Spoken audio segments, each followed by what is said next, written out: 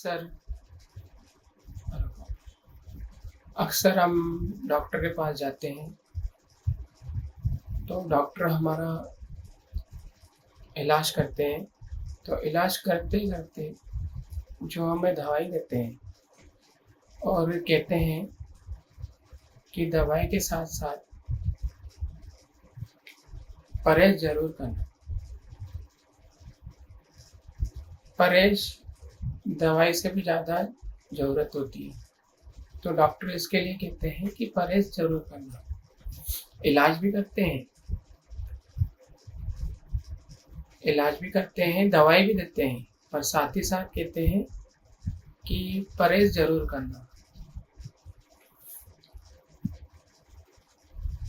वैसे ही आज हम समझेंगे, हम नाम जपते हैं, सत्संग करते हैं, दूसरों को जोड़ते हैं, गुरबाणी पढ़ते हैं, सुनते हैं, पर परमार्थ में आगे क्यों नहीं बढ़ रहे? हमारे भारत देश में देखेंगे, इतने संत जन आए हैं,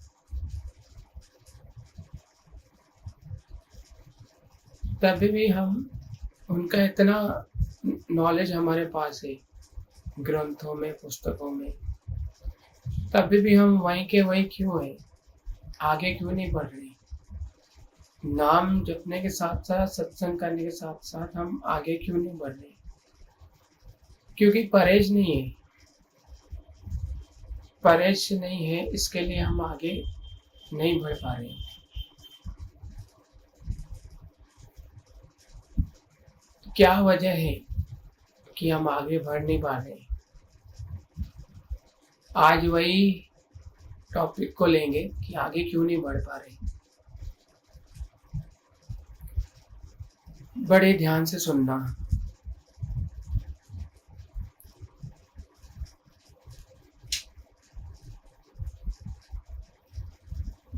ये जो हमारा शरीर है, ये एक शरीर नहीं है, इसमें 3 शरीर है।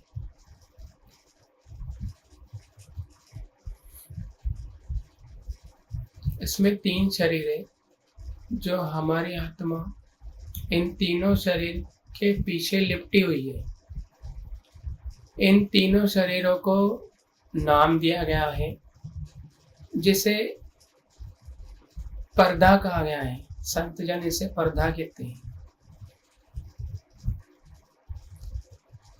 इन तीनों शरीरों के पर्दे में हमारी आत्मा लिपटी हुई है, इसलिए हमारी आत्मा परमात्मा के पास नहीं जा पा रही है, जब तक इन 3 शरीरों से नहीं निकलेंगी। तो पहला शरीर है स्थूल शरीर। स्थूल शरीर क्या है वो समझते हैं। स्थूल शरीर जो है, जो हमारी बाहर की बॉडी है, जो हमें दिख रही है, स्थूल शरीर में 5 कर्म इंद्रियां आती हैं। 2 आँखें, 2 कान, 1 नाक और 1 जीभ और 1 त्वचा, जैसे स्पर्श करते हैं ना, टच करते हैं। ये 5 प्रकार के कर्म इंद्रियां हैं। संतों ने इनको कर्म इंद्रियां कहा है। 2 आँख, 2 कान, नाक सूंघने के लिए और जीभ टेस्ट करने के लिए, त्वचा स्पर्श करने के लिए, आँख देखने के लिए और कान सुनने के लिए। इनको कर्म इंद्रियां क्यों कहा गया है? क्योंकि ये कर्म करते रहते हैं 24/7। 24/7 इनका काम है कर्म करना, इसलिए संतों महापुरुषों ने इनको कर्म इंद्रियां कहा है। कौन सी कर्म इंद्रियां हैं?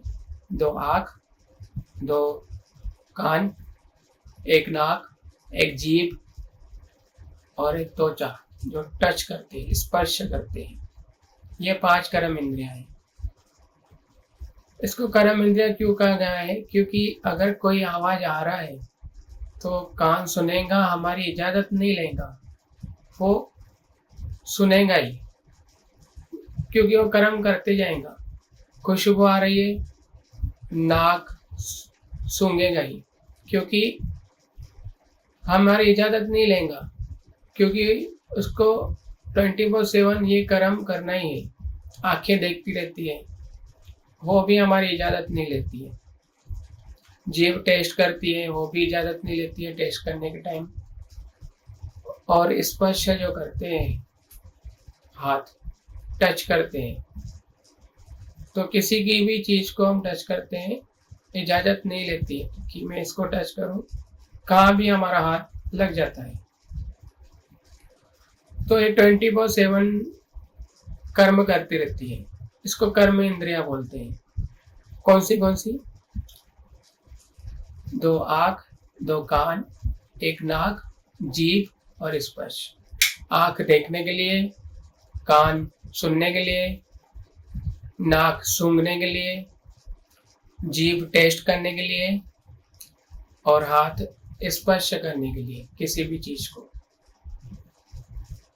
इसको स्थूल शरीर कहा गया है, जो हमारा बाहर से दिख रहा है, बॉडी, इसको स्थूल शरीर कहा गया है। और संतों महापुरुषों ने इनको कर्म इंद्रिया कहा है। ये पहला पर्दा है, पहला शरीर है हमारा, जो स्थूल शरीर नाम है इसका, और जो बाहर से दिख रहा है। दूसरा शरीर है सूक्ष्म शरीर, ये स्थूल शरीर से अपोजिट है, जो ये दिखेगा नहीं, ये अपोजिट है स्थूल शरीर की, जो हमें दिखाई नहीं देगा। इसको सूक्ष्म शरीर कहते हैं। सूक्ष्म शरीर संतों महापुरुषों ने इसको ज्ञान इंद्रिया कहा है। तो ज्ञान इंद्रिया में क्या क्या आता है? मन, बुद्धि, चित्त, अहंकार। मन, बुद्धि, चित्त, अहंकार, इसको ज्ञान इंद्रिया कहा है। इसको ज्ञान इंद्रिया क्यों कहा गया है, उससे पहले हम मन, बुद्धि, चित्त, अहंकार का मतलब समझ लेते हैं। मन तो आपको पता है, कभी इधर तो कभी उधर, एक जगह रुकता ही नहीं है। मन जो है हर किसी का सिमरन करते रहता है, सोचते रहता है बार बार किसके के बारे में, जिसके बारे में देखा सोचते रहता है। मन का काम है सोचना, इधर उधर भटकना, 1 मिनट भी नहीं बैठेगा एक जगह। संतों महापुरुष कहते हैं कि हम बूढ़े हो जाएंगे पर मन बूढ़ा नहीं होगा, मन हमेशा तंदुरुस्त जवान रहेगा। तो मन का काम है इधर उधर भटकना, सोचना,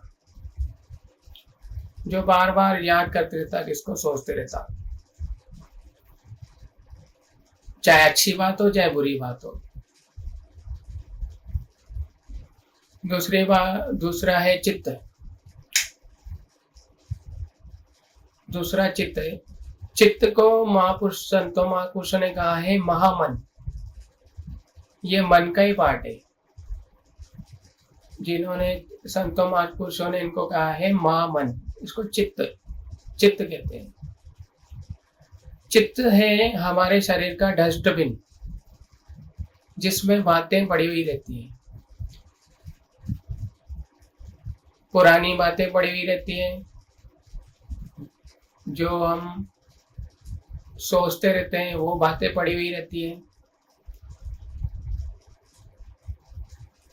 जो हम किसी न किसी से झगड़ा करते हैं वो बातें पड़ी हुई रहती हैं चित्त में। ये डस्टबिन है, ये महामन है, इसको चित्त कहा गया है।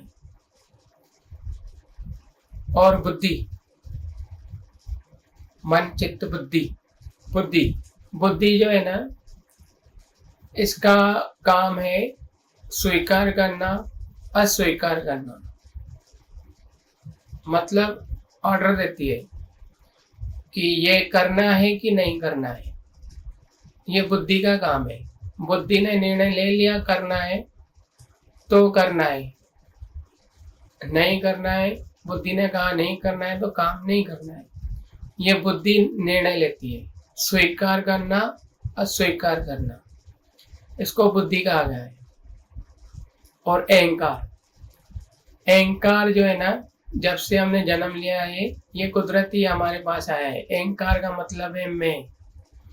हमारा जन्म लेना ही मतलब है कि हमारे पास अहंकार है, मैं है। मैं को अहंकार कहा गया है। तो मन सोचते रहता है, बार बार इधर उधर भटकते रहता है। चित्त, इसको महापुरुषों ने महामन कहा है, जिसमें बातें, डस्टबिन है हमारे शरीर का, जिसमें बातें पड़ी हुई हैं, पहले की अभी की बातें पड़ी हुई है, उसमें अच्छी बुरी बातें पड़ी हुई है। इसको महापुरुषों ने डस्टबिन कहा है हमारे शरीर का, महामन कहते हैं इसको। और बुद्धि, बुद्धि निर्णय लेंगी, स्वीकार करेंगी ये काम करना है कि नहीं करना है। अहंकार, मैं, हमारा जन्म लेना ही अहंकार है, मैं है, तभी हमारा जन्म लिया हुआ है। तो ये कुदरती मैं हमारे पास रहता ही है, अहंकार रहता ही है। मन बुद्धि चित्त अहंकार, मन बुद्धि चित्त को, तीनों को हम कंट्रोल कर सकते हैं। अहंकार को कैसे कम करना है वो आगे समझेंगे। पहले हम सूक्ष्म शरीर के बारे में समझ रहे हैं। सूक्ष्म शरीर में ये है, ये दिखाई नहीं देता है। इसमें क्या क्या है? मन बुद्धि चित्त अहंकार। जो हमें दिखाई नहीं देता है, मन बुद्धि चित्त अहंकार दिखाई देता है? नहीं दिखाई देता है। तो इसके लिए इसको सूक्ष्म शरीर कहा गया है। सूक्ष्म शरीर वो टाइप की रहती है जैसे हम फिल्मों में देखते हैं ना, आत्मा टाइप, व्हाइट कलर के कपड़े पहने हुए रहती है, वैसे टाइप की रहती है सूक्ष्म शरीर। जब भी हम सोते हैं ना, तो हमारा स्थूल शरीर सोता है, ये बाहर का जो शरीर है ना सोता है, पर सूक्ष्म शरीर जगा हुआ रहता है। इसके लिए हमें सपने आते हैं। मन बुद्धि चित्त अहंकार, हम सोए हुए रहते हैं तो तभी भी जगा हुआ रहता है, ये कर्म करते रहते हैं। इनको ज्ञान इंद्रिया कहा गया है। सूक्ष्म शरीर को ज्ञान इंद्रिया कहा गया है। ज्ञान इंद्रिय में क्या क्या है? मन बुद्धि चित्त अहंकार, इसको सूक्ष्म शरीर कहा गया है। स्थूल शरीर हम समझ गए, 2 आंखें, 2 कान, 1 नाक, 1 जीभ और स्पर्श, टच करने की प्रक्रिया।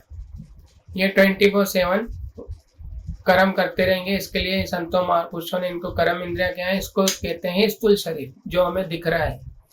जो नहीं दिख रहा है वो है सूक्ष्म शरीर। सूक्ष्म शरीर में क्या क्या है? मन बुद्धि चित्त अहंकार। संतों महापुरुषों ने इसको ज्ञान इंद्रिया कहा है, क्योंकि आंखें कुछ देखेंगी, वो अंदर इंफॉर्मेशन देंगी, तो मन बुद्धि चित्त अहंकार उस पर वर्क करेंगे, इसीलिए उसको ज्ञान इंद्रिया कहा गया है।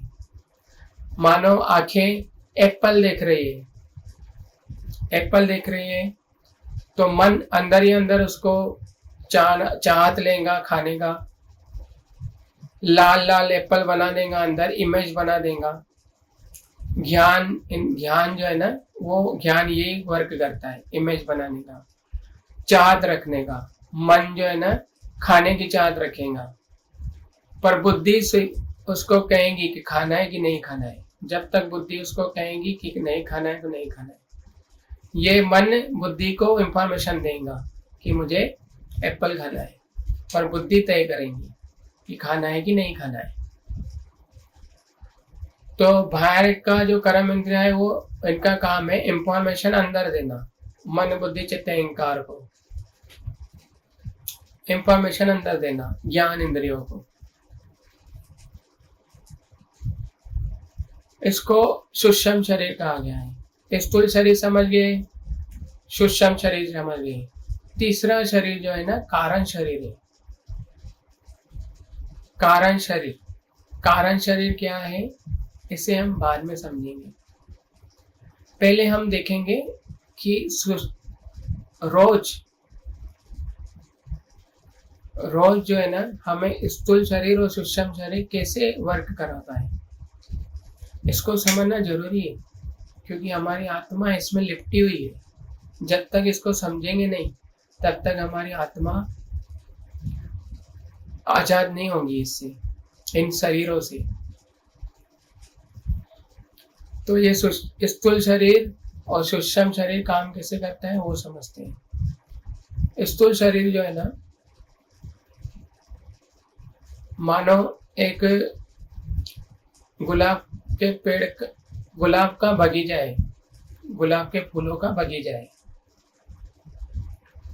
वहां पे पेड़ों पे गुलाब का फूल लगा हुआ है। तो आंखें देख रही है गुलाब का फूल लगा हुआ है, वो इंफॉर्मेशन अंदर दे रही है।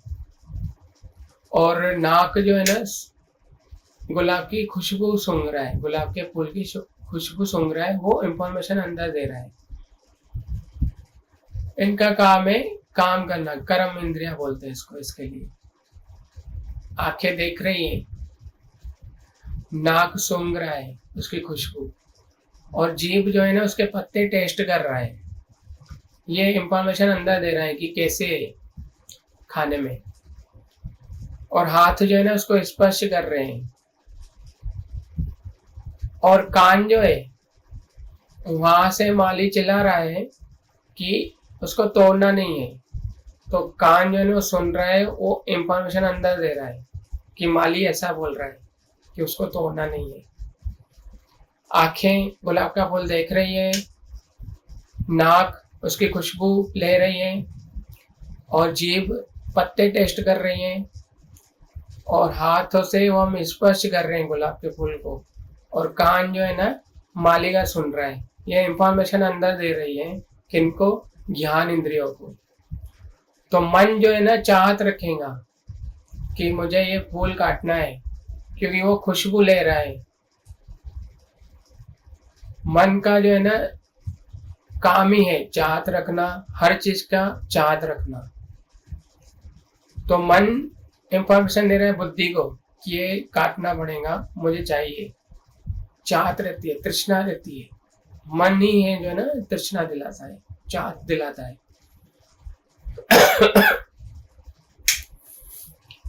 बुद्धि तय करेंगी कि इसको काटना है कि नहीं काटना है फूल को। पर यहाँ पे चित्त का क्या काम है? चित्त का काम है, चित्त ने कहा उस वक्त कि ये फूल नहीं काटना है, क्योंकि पिछली बार जो है ना मुझे इससे कांटे लगे थे। देखो, चित्त में बात पड़ी हुई है पिछली बार की। तो हमने सुना था ना कि ये डस्टबिन है, बातें पड़ी हुई है इसमें, पिछले बार की बातें पड़ी हुई है उसमें, कि पिछली बार मैंने काटा था तो कांटा लगा था। तो बात पड़ी हुई है चित्त में। तो बुद्धि स्वीकार करेंगी कि इसको काटना है कि नहीं काटना है। तो बुद्धि जो है ना निर्णय लेंगी। मन का काम है मन बुद्धि चित्त को इंफॉर्मेशन देना। कहाँ से? जो ये कर्म इंद्रिया जो अंदर इंफॉर्मेशन दे रही है ना, तो चाहत रखता है मन काटने का। हर चीजों में तृष्णा रखता है मन। इसलिए गुरु नानक पातशाह ने कहा है कि मन जीते जग जीत। मन को जीत लिया ना, पूरे जग को जीत लिया। ये मन ही जो है ना मन बुद्धि चित्त को चलाता है, बुद्धि और चित्त को यही चलाता है। तो यहाँ पे अहंकार का क्या काम है? क्योंकि वहां पे लिखा हुआ है कि माली बोल रहा है ना कि फूल को नहीं काटना है, तो अहंकार बोलेगा मैं तो काटूंगा, मैं तो काटूंगा। मैं आ गया ना यहाँ पे। तो ये रोज डेली मन चित्त बुद्धि अहंकार हमारे में काम करती है, शरीर में पाप करती है, बुरे कर्म करते हैं।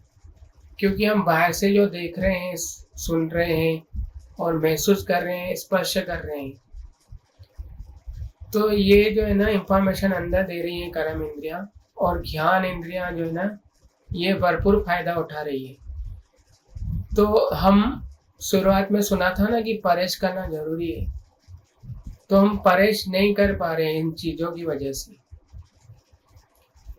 मन चाहत ले रहा है तो हम नाम जप रहे हैं, सत्संग भी कर रहे हैं, पर आगे नहीं बढ़ रहे हैं, क्योंकि इनकी मन बुद्धि चित्त अहंकार की वजह से, सूक्ष्म शरीर की वजह से किसी भी बात, गलत बात पे निर्णय ले लेते हैं, कौन सी भी बात चित्त में रखते हैं, और मन जो है ना हर बात की चाहत रखता है, हर बात की, ये चाहिए ये चाहिए ये चाहिए, तृष्णा। इसलिए हम परमार्थ में आगे नहीं बढ़ पा रहे हैं।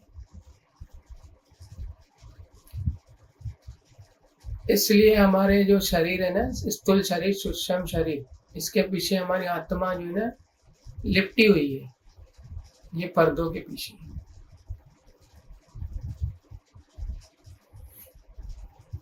तो क्या करें, कोई रास्ता नहीं है, क्या करें अगर मन बुद्धि चित्त अहंकार रोज हमें ऐसे चला रही है। अगर हम मोबाइल पे आप टाइपिंग करते हो, आगे अक्षर दिखते हैं ABCD, जो भी आप टाइप करते हो, पर टाइपिंग करते करते कितनी स्पीडली टाइपिंग होता है, 1 सेकंड से भी ज्यादा नहीं लगता है, उससे 1000 गुना ज्यादा या उससे भी ज्यादा ये मन बुद्धि चित्त अहंकार हमारे अंदर काम करती है। इसलिए हम भटके हुए हैं।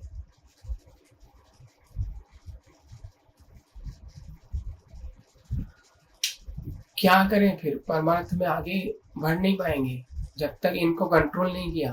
तो कंट्रोल कैसे करें इन कर्म इंद्रियों को, इन ज्ञान इंद्रियों को कंट्रोल कैसे करें। ये हमारी आत्मा इनके पीछे दबी हुई है, तो कैसे आत्मा को बाहर निकालें और कैसे आत्मा को आजाद करें इनसे।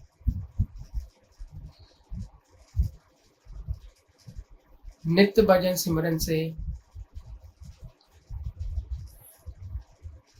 नित्य परमात्मा का नाम जपना है, सत्संग करना है, और बहुत इम्पोर्टेंट है ना, सतगुरु की भाव पकड़नी है। सतगुरु की भाव पकड़ना बहुत ही जरूरी है।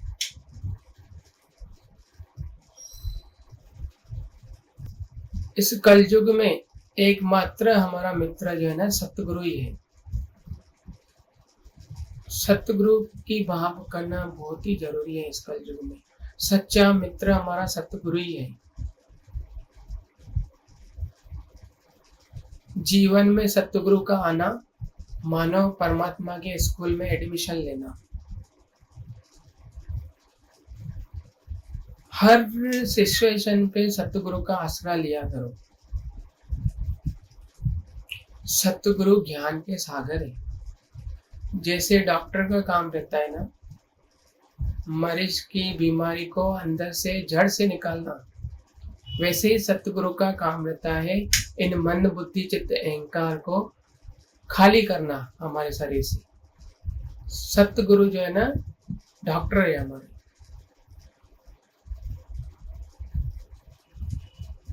जिसके जीवन में सतगुरु, वो भागो वाला है, बहुत भागो वाला है।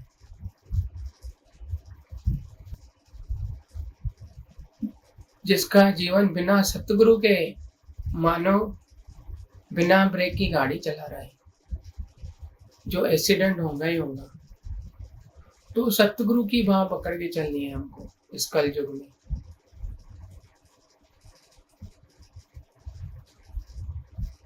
सतगुरु की बाह पकड़ना मतलब सतगुरु के वचनों पे चलना। सतगुरु के वचनों पे चलना,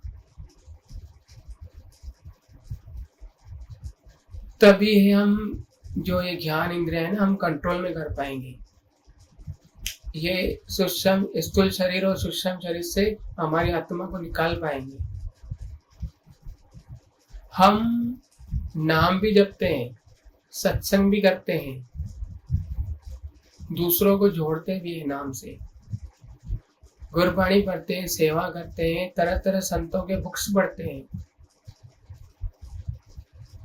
और एक जगह मन बुद्धि चित्त अहंकार से ये बुरे काम पाप करते रहते हैं।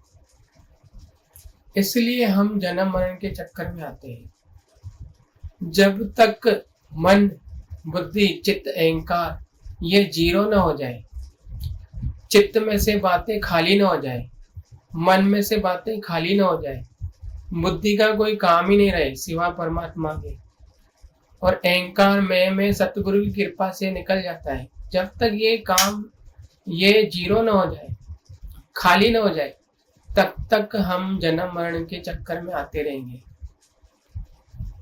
हम नाम भी जपते हैं, सत्संग भी करते हैं, मन बुद्धि चित्त अहंकार में ये बातें भी रखते हैं, हम बैलेंस रहते हैं, इसलिए जन्म मरण के चक्कर में आते रहते हैं।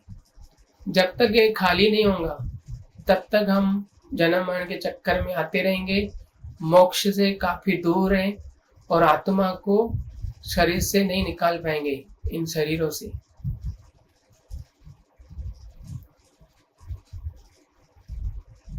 सतगुरु की बात करना बहुत ही जरूरी है इस कलयुग में। सतगुरु के वचनों पे चलना बहुत ही जरूरी है,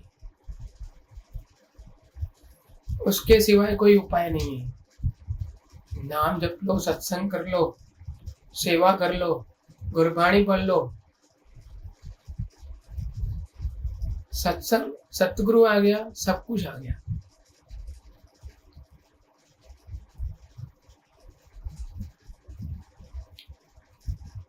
स्थूल शरीर को समझ लीजिए, सूक्ष्म शरीर को समझ लीजिए। अभी कारण शरीर क्या है वो समझते हैं। कारण शरीर, कारण मतलब इंग्लिश में बोलते हैं रीजन। इस आत्मा को आने का क्या रीजन है, इस संसार में आने का क्या रीजन है इस आत्मा को। देखो, एक उदाहरण के तौर पे समझते हैं। जैसे पेड़ रहता है, पत्ते रहते हैं, फल रहते हैं, तो इसका पेड़ का कारण क्या? पेड़ का कारण था छोटा सा बीज जो हमने बोया था, बीज बोया था ना, वो छोटा सा बीज जो है ना, फिर बढ़ते बढ़ते पौधा बना, पौधे से थोड़ा बड़ा तो डालियाँ आई, डालियाँ पत्ते आए, पत्ते, फिर बड़ा पेड़ बना, फिर फल बने। तो कारण क्या था? बीज। तो हमारा बीज जो है ना, ये मन बुद्धि चित्त अहंकार जो पाप करते हैं, जो इसमें बातें पड़ी हुई है, वो कारण शरीर में ट्रांसफर होती हैं। तो कारण शरीर जो है ना, ये बीज जो है, इसमें ये आत्मा का आने का बीज है कारण शरीर। इसके लिए हम आए हैं, यही कारण है कि मन बुद्धि चित्त अहंकार में जो जो चीजें पड़ी हुई है वो कारण शरीर में ट्रांसफर होती है। तो इसलिए जो है ना, आत्मा हमारी इन तीनों शरीरों के पीछे, पर्दों के पीछे लिपटी हुई है। ये खुलेंगी कैसे? सतगुरु की कृपा से। रोज भजन सिमरन ध्यान सत्संग, नित्य गुरबाणी पढ़ना, नित्य बुक्स पढ़ना संतों के, जब भी समय मिले नाम जपना, और सतगुरु की बाह पकड़ के रहना, सतगुरु के वचनों पे चलते रहना। बिना सतगुरु के मुक्ति नहीं है, मोक्ष नहीं है। अगर ये मन बुद्धि चित्त अहंकार पूरे खाली हो जाएंगे तो तभी हमें मोक्ष मिलेगा।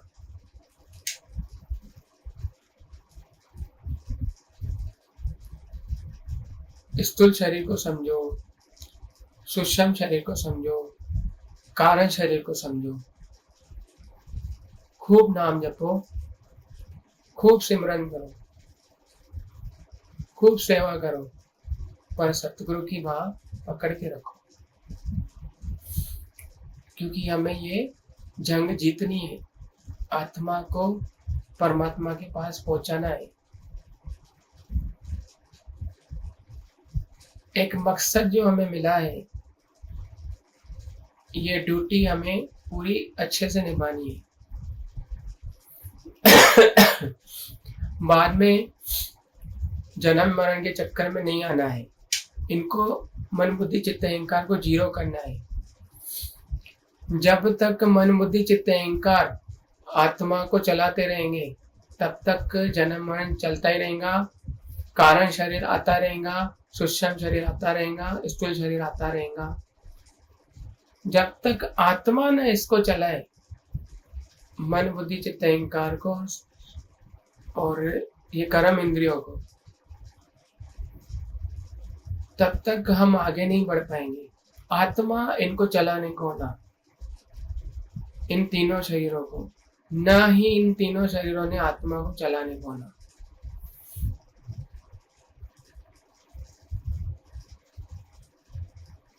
सतगुरु का आसरा लो, सतगुरु की बाह पकड़ के चलो। इस कलयुग में एकमात्र ही हमारा मित्र सतगुरु है।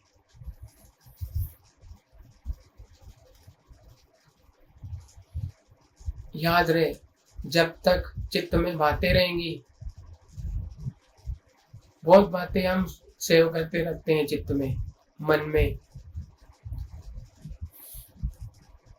मैं ही क्यों माफी मांगू, पिछली बार भी मैंने माफी मांगी थी, मैंने माफी मांगी थी, वो चित्त में बात पड़ी हुई है, अभी तक पड़ी हुई है।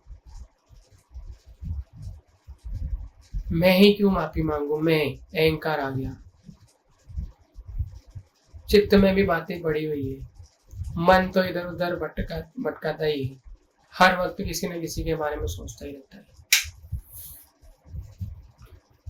इसलिए हम कहते हैं ना कि नाम जपते वक्त बुरे ख्याल आते हैं और पुरानी चीजें याद आती हैं, क्योंकि वो चित्त में बातें पड़ी हुई रहती हैं। चित्त में बातें पड़ी हुई रहती है। नाम का स्वभाव है चित्त को खाली करना, तो खाली करना है हमको मन चित्त बुद्धि अहंकार को। जब तक इनको खाली नहीं किया, तब तक जन्म मरण से काफी दूर है, मोक्ष से काफी दूर है।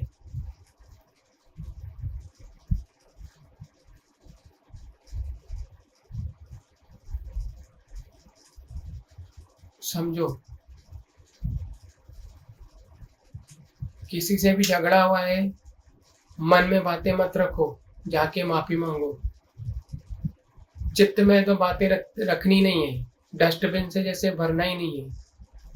जब भी अगर बातें चित्त में भरे, तो याद रहे कि मोक्ष नहीं मिलने वाला है, जन्म मरण के चक्कर में आने वाले हैं। ये बातें जरूर याद रखो। जब तक खाली नहीं होगा, तब तक मोक्ष से काफी दूर है।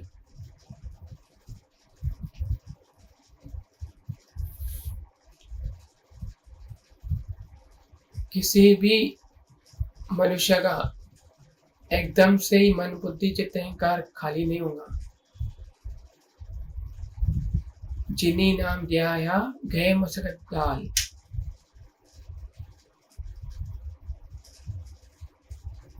गुरु नानक पातशाह ने कहा है ना, जिनी नाम ध्याया गए मसरत काल। जो मशक्कत करेगा, जो मेहनत करेगा नाम जपने में, वही ये कर पाएगा।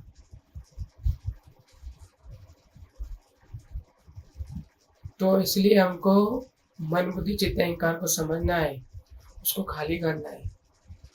माफी मांगो, जो बात है माफी मांग लो।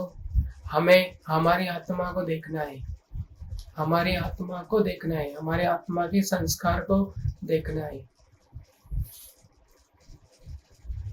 दूसरे का जो है ना, हमें माफी मांगनी है। कोई भी बात नहीं रखनी है मन बुद्धि चित्त अहंकार में, कोई भी बात नहीं रखना है। इसको खाली रखना है, इसको नाम में जोड़ के रखना है, सत्संग में जोड़ के रखना है, सतगुरु की बात पकड़ के रखनी है। बहुत बहुत धन्यवाद।